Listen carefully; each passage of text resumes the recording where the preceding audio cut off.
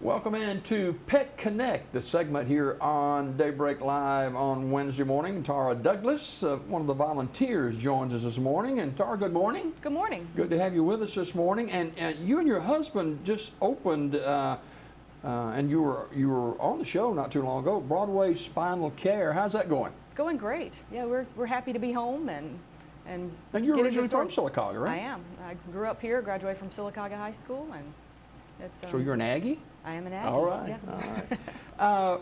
We're talking about pets and the selection of pets and that sort of thing.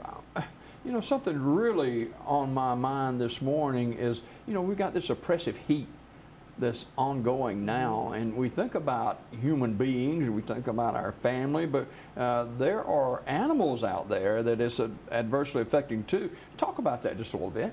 Well, with this heat that's going on right now, if you have pets that are outdoors, if there's a possibility to bring them in, do that.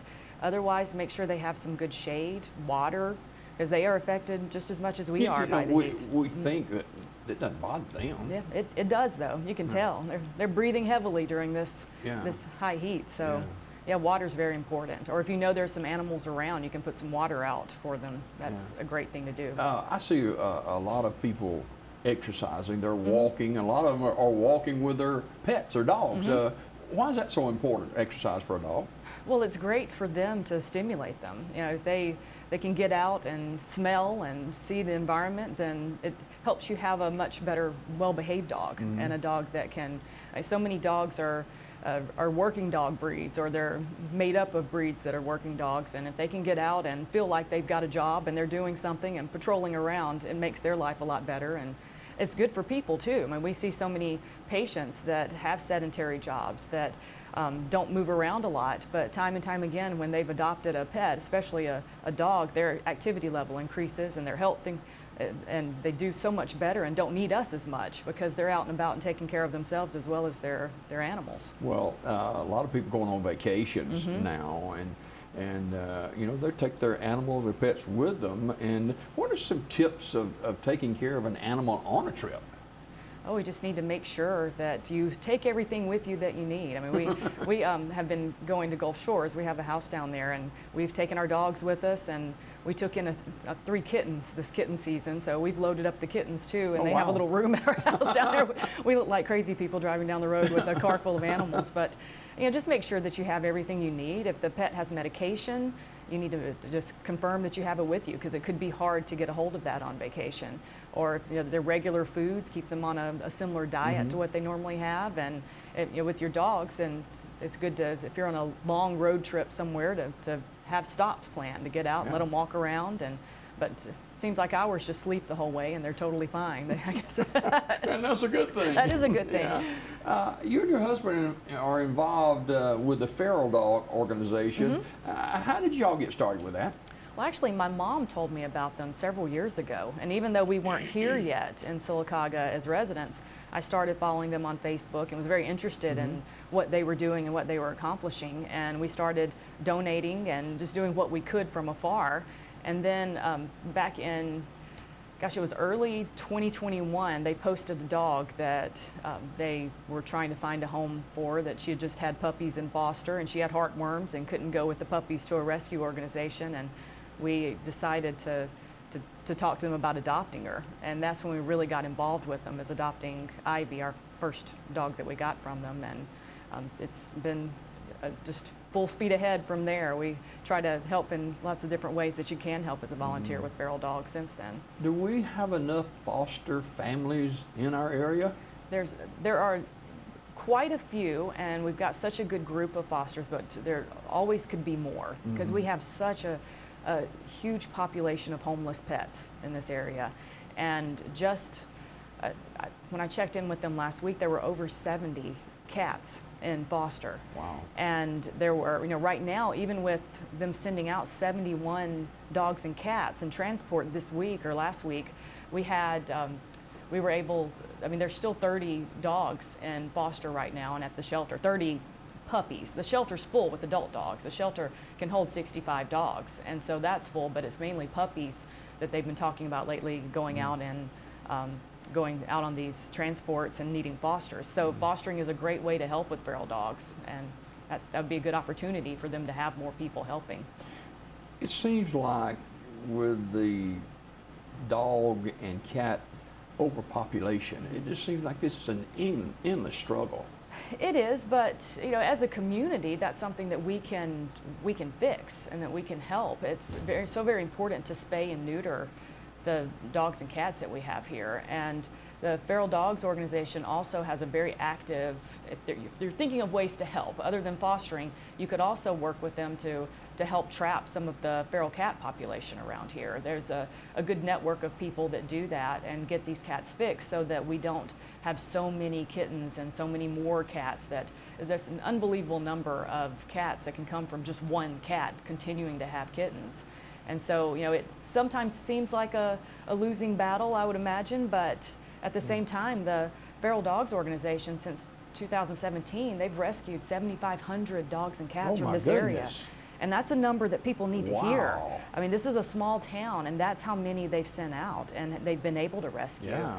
And that's significant. I mean, these numbers are mind-blowing when you really start thinking about it. I mean, they've already, the trapping crew has trapped, I believe it's 73 cats this year to get them fixed so that they're not producing more kittens for the area. Where are these kittens at? I mean, where do they trap them? There are different feral cat colonies in the area. We have a colony downtown, so that's something that the businesses and the people that live downtown are working on. And then you have some little colonies that are around different area pockets around the hospital, for example. And there's some that are they're just all over. But when we have people in the community that are starting to notice that and helping out, they're letting us know, okay, we've got some cats over here that we need trapped, and the Feral Dogs organization does what they can to get out there and help as much as possible with these.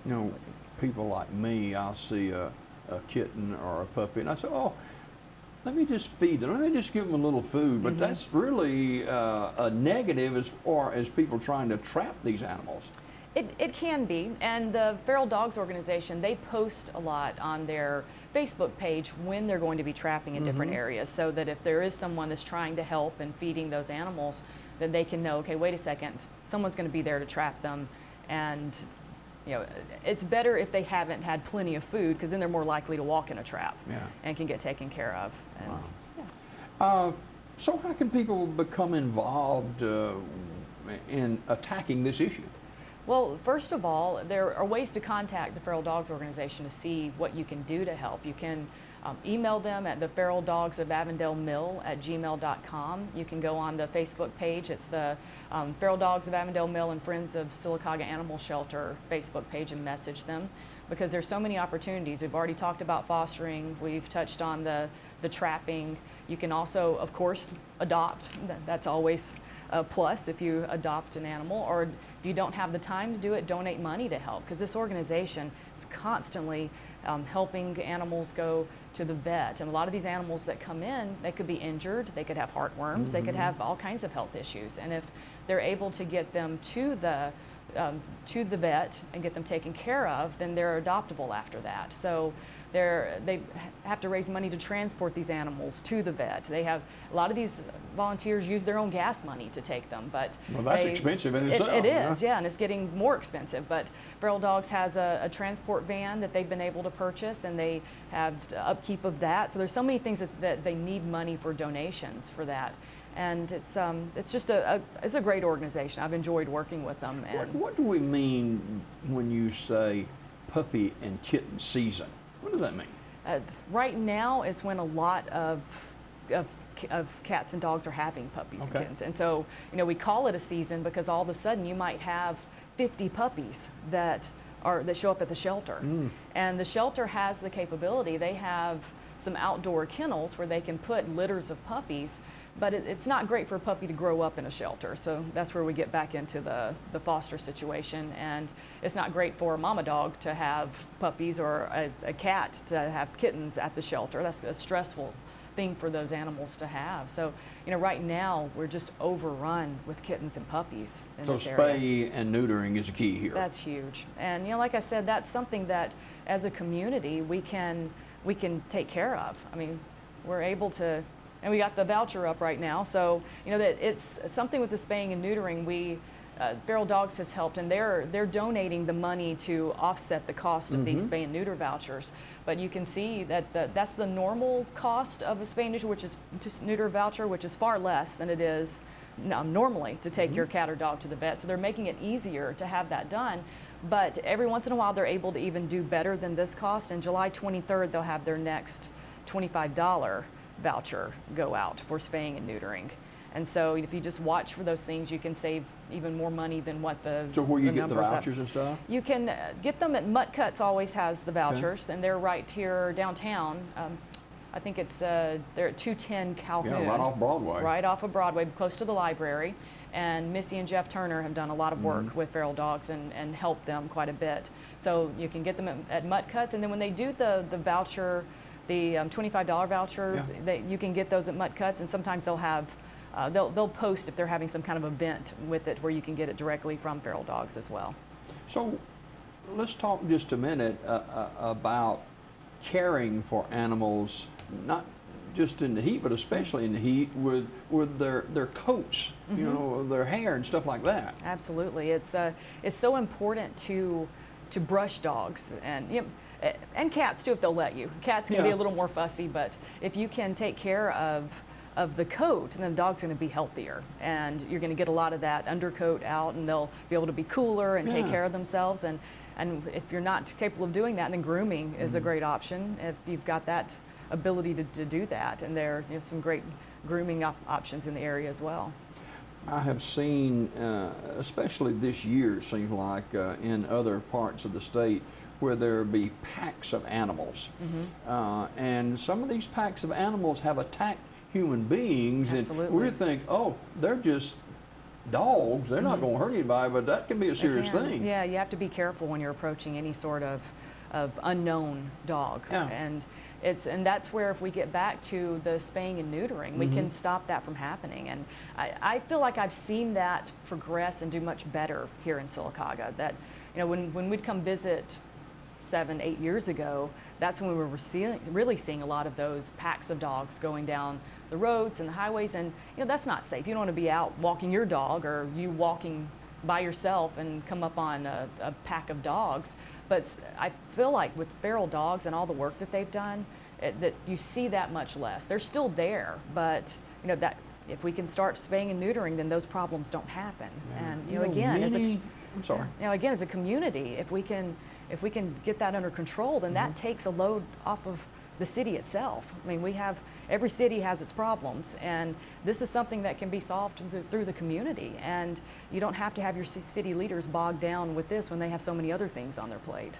Well, it takes money. Yeah, it does. To operate an agency like this, and I don't know. I think the city supports this organization. Yeah, and the city supports the shelter. Yeah. We have a wonderful shelter and wonderful shelter staff, but there's only so much they can do when you have 65 spots and 65 animals in there, and more trying to get in. It's been rare that I've heard that the shelter has any space at all. Wow.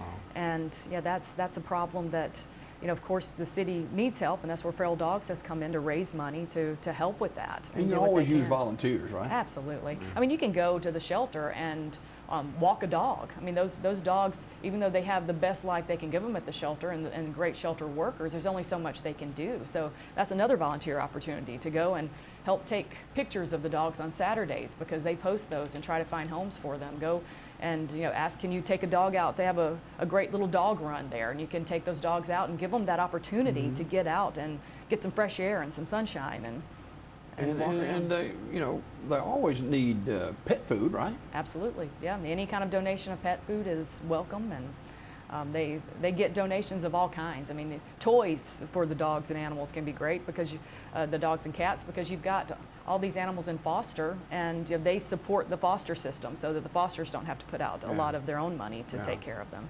Okay, is there a website or anything they can go to, or a Facebook page or something? The Facebook page is Feral Dogs of Avondale Mill and Friends of Sylacauga Animal Shelter, and you can find everything you need on the Facebook page. You can message them, and yep, it's a great organization and easy to help if you're willing to do it. All right, finally, before we go, let's talk about Broadway Spinal Care. It's a brand new business here in Sylacauga. Yes, Just it had is. your ribbon cutting a few days ago. Last week. Talk a little bit about the services you provide there. My husband and I are both chiropractors, and we do a specialty within chiropractic. So we do instrument adjusting, and we see a lot of people with headaches and neck issues and upper body kind of issues. So we have a special instrument that we use to adjust the neck. And I also teach Pilates, so we have the Pilates rehab along with chiropractic. What is that? Pilates is a form of exercise that helps build your core and help you learn better posture and better ergonomics and Why do you look at me when you say that, build better posture? I mean, you know where I am if you need me. absolutely. Hey, thanks so much for coming You're today. welcome. I enjoyed it. It's a pleasure to be here. We're going to be doing this more Pet Connect here on Daybreak Live. More coming up after this.